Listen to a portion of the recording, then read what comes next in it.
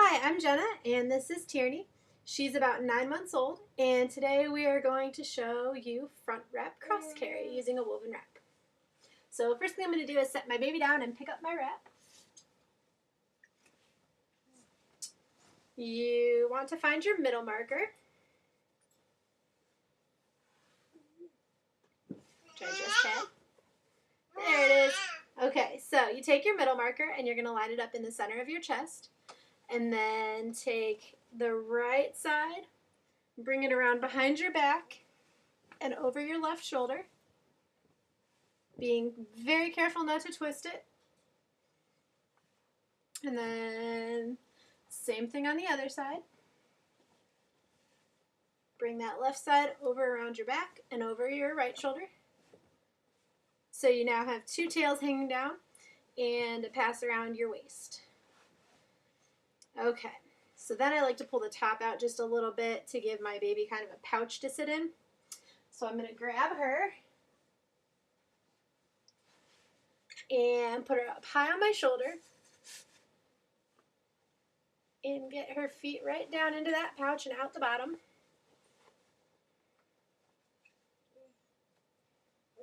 And then I like to actually tuck some of that fabric up between us and then reach down and pull it. So I make sure we have a nice seat. And depending on your wrap width, you'll be able to pull it up more with some and less with others. But I always do that step. And then I like to hold my middle marker right where Tierney's neck is so that I make sure that my tails end up sort of the same at the end. And I kind of wrap her feet around me, make sure her knees are higher than her waist.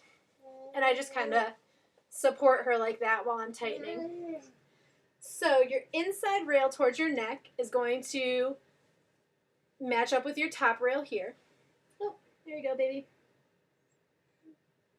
And as you can see, my top rail is orange.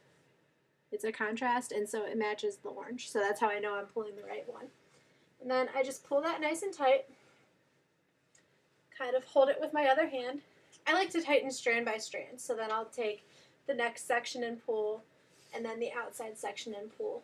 And that to me feels like it's always the tightest when I tighten that way. And then, assuming Tierney cooperates, we're going to go ahead and do the other rail. Or other top rail, I'm sorry. And then strand by strand, tighten again. Okay. And like I said, she's a little older. With a newborn baby, you're going to want to make sure this stays up to the neck, their arms stay in. You're going to spread your passes, and that's going to be a little bit safer for a new baby. But once they have head control, it's not such an issue. Here you go, baby. Okay. So I still like to pull this up a little bit because as you can see, she's a big, leaner backer. Okay. And then sometimes what I'll do is kind of just pull these.